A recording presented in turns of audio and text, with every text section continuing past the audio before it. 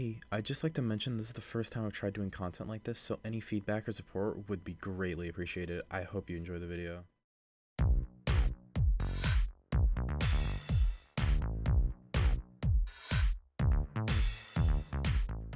This is Jupiter My Favorite. It's a memory-based level considered one of the hardest of its kind. To most, it has some of the most intimidating memory gameplay in a level, and somehow, I was first victor. Not sure how. What? So I thought, why not share my knowledge with the level to everyone else? I'd love for more people to give it a shot. While it has its flaws, I personally think it's an amazing level. And with only 5 victors, I'd love to see that number increase. So strap in, because this is all you need to know about Jupiter My Favorite.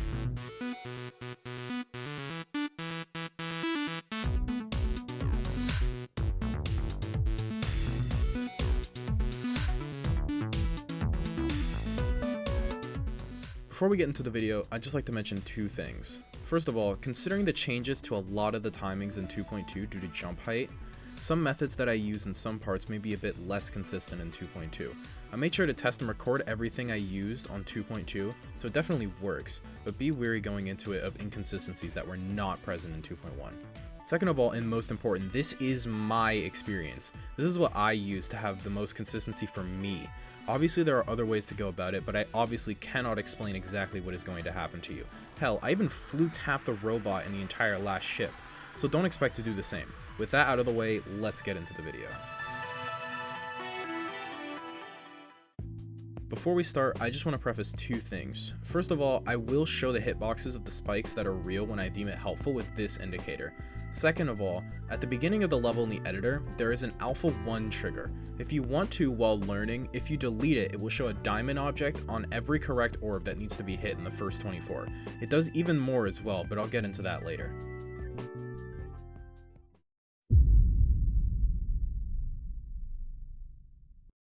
Immediately being thrown into the level, you have this click that claimed way too many of my attempts from 0 than it should have. Click in the middle and do the same to this pink orb to fall in between these spikes. Click this blue orb late enough so that you can miss this spike and fall to hit this yellow orb as early as you can, but not too late or you'll hit this set of spikes. Click these pink orbs as early as you can to avoid hitting these bottom spikes. This green orb is weird because you need to click it late enough so that you can land in the second half of this yellow orb to set it up. For that yellow orb, you need to be far enough to the right while clicking in the orb so that you can miss this set of spikes while also going over this spike here. Click this next green orb late enough to go into this divot of spikes here, but not super late because you'll end up hitting these top spikes. Click the pink orb early and this blue orb late to avoid these spikes here and you're out of the first maze. Click this next pink orb very late to avoid these top spikes, and the red orb a little late as well. Click this pink orb late enough so that you don't have to hit these top spikes and then hit this red orb. Click the black orb late so you don't have to hit the spike here, and then click this yellow orb late so you don't have to hit these spikes up here. Click this pink orb late enough so you don't hit these top spikes, and this one early enough so you go over these spikes. Click this green orb late and you're out. I was going to explain this part super in depth before because I remember really struggling with the first half of this maze, and then I replayed it in 2.2 and realized that lower jump height actually just made the first 5 clicks all buffers. Be grateful you don't have to deal with that. I thought this part was so bad before because you had to hit the red orb like frame 2, but you couldn't go too far down or else you would die to the next spike, and the pink orb was so terrible because you couldn't click it too early because of the top spike, which would make it the second yellow orb super inconsistent to click, which made the green orb very hyper specific. Anyways, just buffer every click up until this point and you have 2 options.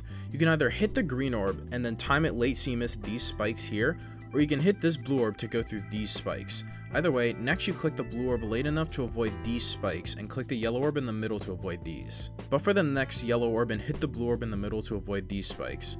This entire wall is lined with spikes, so click the green orb late enough to fly past them. The beginning of this part is a bit different in 2.2, as you can't buffer the pink orb to go over this spike anymore due to jump height changes. So instead, buffer this yellow orb and try to click the pink orb and blue orb really early without buffering them, and then click the pink orb and green orb in the middle. Here's the click pattern I've used that was almost 100% consistent for me. Hit both yellow orbs early and hit the green orb in the middle to avoid these spikes. For this blue orb, try to hit it so your cube will fall around the middle section of this structure, so that you can hit the red orb around the middle area so that you can miss these spikes. Try to hit the next 3 orbs late so you can set up to get past this spike. Hit this yellow orb early and the black orb in the middle so you can get a good lineup for the blue orb in the next couple of clicks. Hit the yellow orb late and the green orb around the middle so you can hit the blue orb late to avoid these spikes. My best advice for this green orb is to hit it to the kick of the song as such. You can just try to hit it in the middle or late area, but I always find it more consistent to click to the song. The next pink orb relies heavily on where you hit the green orb, so you want to try to get the green orb click as consistent as possible so you can make this part as close to the same every time as possible. For the pink orb, you need to click it late to clear these spikes. Then you can hit this blue orb and pink orb in the middle to set yourself up for the next set of clicks. I always try to hit them so I'm low on this black orb, because you need to hit the red and green orb fast enough not to hit this spike. I died here a lot when I beat it, so much that I died to it the attempt before I beat it.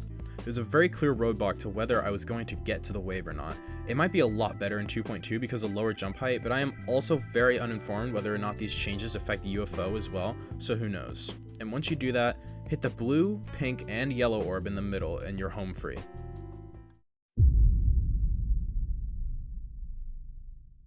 Okay, now that we've gone over the hard to learn stuff, let's go to the next part, which obviously should be a lot easier to learn considering what we just...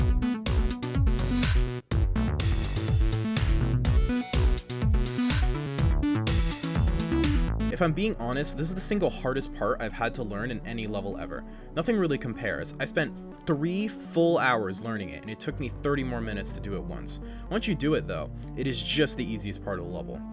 Once I did it once, I was finding myself doing it every 5 to 10 attempts. It was always widely considered to be the most intimidating by everyone, but it's widely agreed upon by almost all victors that the wave is either the easiest part or one of the easiest. I can't give you much concrete advice because using stuff like visual cues is a bit redundant, but there are a couple tips and tricks that I used. Remember the Alpha 1 trigger that I mentioned at the beginning? If you go further into the level with it, in the wave, it will show you just the correct path to go on. This is extremely helpful for learning the part in my opinion, and I would have utilized it if I actually knew of its existence instead of akunakun telling me after I learned the part that it exists. If you don't want to use the Alpha 1 trick, use hitboxes instead. All the blocks with these little grooves on it are the ones you need to land on for the majority of this part, so use it to your advantage if you want to. If it helps you at all, try listening to someone else's click pattern beforehand. I've seen that more recent victors have learned the wave in far less time than me, and it makes sense because I was the first person to actually send a video of the waves with clicks according to akunakun, since Luigi's verification didn't have clicks. Fortunately, you do, so use it to your advantage. Don't use mine or WizKids though, because according to more recent victors or current players, there are a couple extra clicks needed in some parts of the waves that are required in 2.2 that you could entirely skip in 2.1.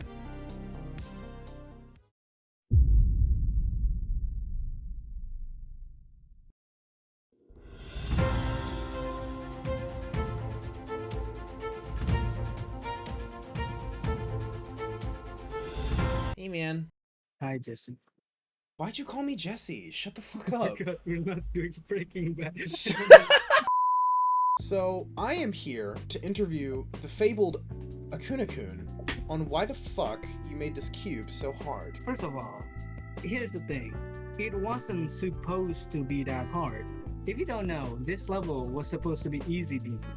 And then I think I made the Black Orb Ship, right? I think, which is the part after it. And then I was like carried away with myself and accidentally like make 5 frame perfects on an easy demon. So that's fun. But here's the thing. I was so proud of it. So instead of, nerfing the frame perfects, I was like, nah, I need to keep it. So instead, I buffed the parts before, which is before way easy, it was super easy, including the transition cube, which is 34 cube. That was probably the easiest part because it's a transition. I wasn't meant to make it hard, and then I buffed it. Yeah, that's a great motive. So why'd you think a 3-frame was a good idea though? First of all, I didn't know it was that hard. Yeah, it's pretty damn hard. And second of all, here's the thing: Leslie or Luigi was also have like a problem with that fucking click, right? Like they have problems with that, jump. And whenever they nerfed it, it was too easy. They genuinely just do it every time. Like one tick to the left, it was too easy. One tick to the right, it was too hard. So they have the decision is either to make it too easy or a little too hard. So, and they pick the too hard part. And then after it's verified, you tried it, and then now, you know, you have a big fuss. Yeah, and then I called it harder than Lucid Nightmares, and then nerfed the click, and now I think it's 30 spots lower. So yeah, that's the whole story of that fucking thing. Also, it's not that hard, and it's funny, so I think you're wrong. Yeah, if you can't tell, I don't fuck with this cube very much. I think it's like the worst part of the level. Maybe 2.2 made it better. There's not any tips I can give here. You just kind of have to jump really fucking late.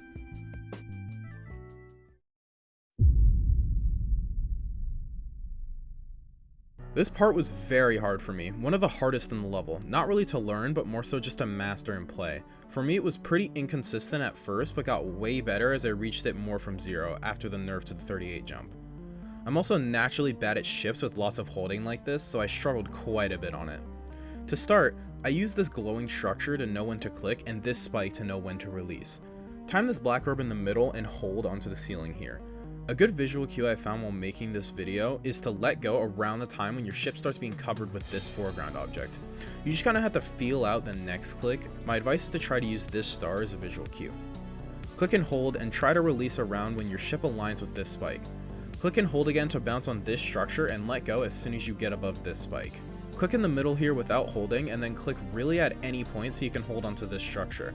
It's becoming a common theme to let go right as you align with the spike, so do that again and click in the middle to go down. There are two different ways to do this timing. You can either hold from the previous click to try to make it into this gap, or you can click another time. Personally, I like clicking another time. It just felt more consistent and in my control since this entire little section is almost entirely blind. Click and hold again to go up here and try to stop holding around when you pass this spike. The next two clicks are very awkward in my opinion, because the first click requires you to hit it very early to set up for this next click, where you also want to click very early, so you can avoid this spike while not hitting the spike on your way up. My best advice is to just try to hit both of them as early as you can. Hold after this click and go all the way to the top and hit the black orb around when you hit this star so you can swoop in between these spikes. Click again a tiny bit after you clear both spikes to land and hold off this platform. Release early to land on this and click and hold again to go up here. Release around when you align with this spike and click in the middle to make it to the UFO.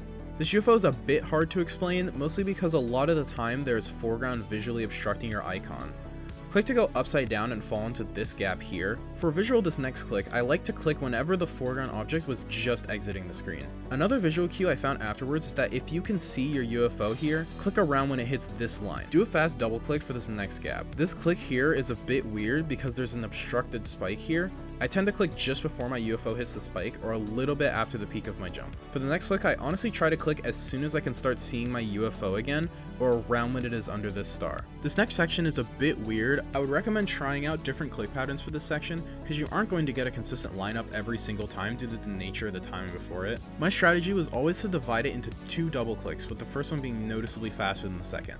For the next click, I always try to click around when my UFO touches this star to set up for the next click, to be as consistent as possible. For that click, I try to click whenever my UFO aligns with this spike. Same thing with the next two clicks, try to click when your UFO aligns with the spikes. I always tried to do a fast double click here so I could hit this timing early to have a better setup for the next set of clicks. With those, again, try to click when your UFO aligns with the spikes and you should be safe to enter the orb ship.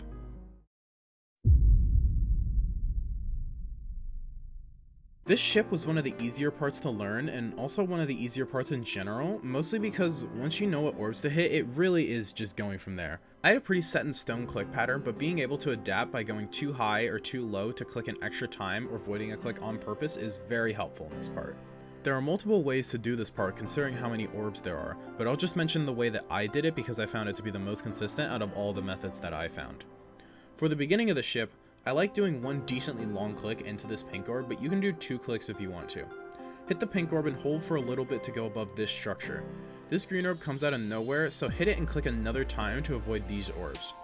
I like to click 3 times here to have a consistent setup to avoid this green orb, but you can find out what works best for you. Fly in between these spikes and keep to the bottom of the screen for a little bit until you come across this green orb. You can either hit this green orb and hold all the way to the top, or tap it and click this pink orb. I personally found clicking the pink orb to be the most consistent way of doing it. Click twice and hold for a little bit to avoid this pair of black orbs and mostly this spike as well. From what I've heard from some people currently playing the level, this click is really hard. Me personally, I never necessarily struggled with it. It really just depends on how good you are at this type of ship control. I try to do 3 clicks going down here so that I can set up for avoiding these orbs. Fly through here and avoid this blue orb. I usually only did 2 clicks here just to make it as consistent as possible. Keep flying along the bottom and hit one of the pink orbs in this cluster to go above all the spikes and through these black orbs. Tap this pink orb and you're onto the row up.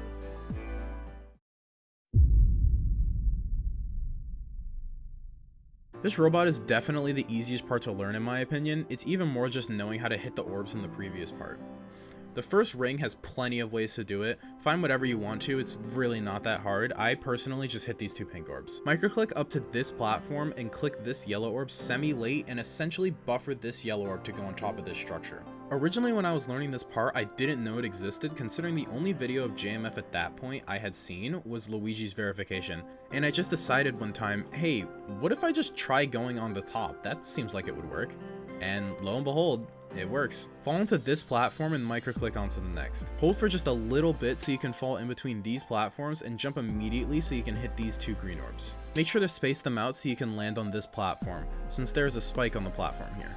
Fall and hit this blue orb early enough so you can double click this green and blue orb. I personally found this timing to be pretty inconsistent because it entirely relies on when you hit the blue orb so that you can land in between these. A lot of the time I found myself hitting the blue orb too early and entirely missing the double click, or clicking too late and landing on the platform, which kills you. I just tried to click the blue orb as early as I could. The next ring is infamous amongst a couple players, most notably Poopstain11442. We had very different strategies while playing this level, with my method being pretty inconsistent with no real solution, and his method being almost 100% consistent. Unfortunately, this method was broken due to the clusterfuck of orbs being killed by 2.2 orb priority, so you can thank RobTop for making this part inconsistent again. Anyway, you want to fall and hit this red orb early, so you can hit the black orb and green orb. You're going to want to hit the black orb pretty early as well, because you want to be able to get enough arc off the green orb when you hit it to be able to almost literally buffer the red orb or click it extremely early. I never found any other way to do this part in 2.2 that wasn't already as inconsistent as this method, so I apologize for that. Hit the red orb to go in between these spikes and land on this platform, and microclick to go in between these. There's a spike on the edge of this platform, so you're going to want to jump immediately after you land on it, but don't hold for too long as you need to land on the right side of it. Do a similar click to the next platform, but hold for a lot less as there's a spike under this platform. You're going to jump almost immediately after you land, so that you can full jump onto this pink orb and hit it. Click these 2 green orbs and space them out enough so that you can land in between these platforms with spikes. Microclick a little bit after you land to fall in between these spikes and onto this platform down here. Fall and click again to land on the left side of this platform and jump. Click the first pink orb you see so that you can land in between these platforms. Jump off the bottom platform and hold to enter the last ship.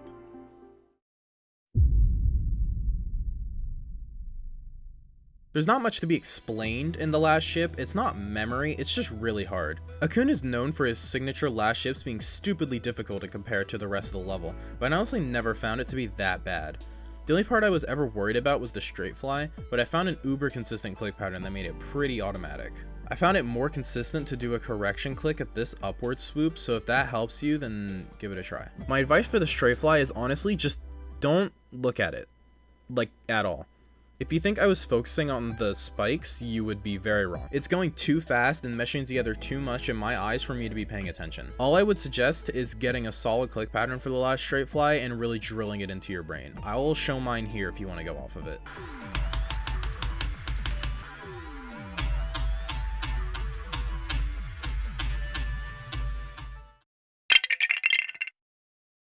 I know a lot of people don't know about these, so I'll mention them at the end just so more people are informed.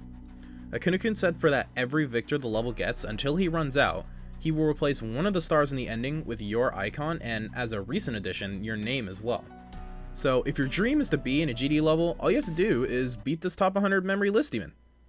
Good luck! Another couple extra things. There are a few touch triggers that activate a few things in the ending if you want to take those. One of them is a bit risky though, so be warned. I don't know what path activates what, I just take them both naturally. If you notice, the end screen says verified by Luigi DB if you take the normal route, but if you go in between these two stars here, as well as staying down for the entire time instead of staying up at the top, you can change the text from Luigi DB to Loser DB. You can also see Luigi's icon with an arrow that points to it saying idiot, as well as Jalo250's icon at the bottom saying the words "that's an idiot" in reference to it. I encourage going this path, as you really just gain nothing from it but bragging rights, and it's extremely funny. And that's it. That's all you need to know about Jupiter My Favorite. I'm super glad I got the opportunity to not only do this level as my hardest, but to also be first victor. It's a stellar level with amazing theming and super creative gameplay, and I would love to see more people try it out. Despite all the issues it has, I still thought it was incredibly fun for the most part and super consistent. I cannot recommend the level itself to everyone though. If you think you can handle super difficult timing, ship, and choke point carried hardcore memory, then this is the level for you. Good luck on all your JMF endeavors. I hope you enjoyed and have a good day.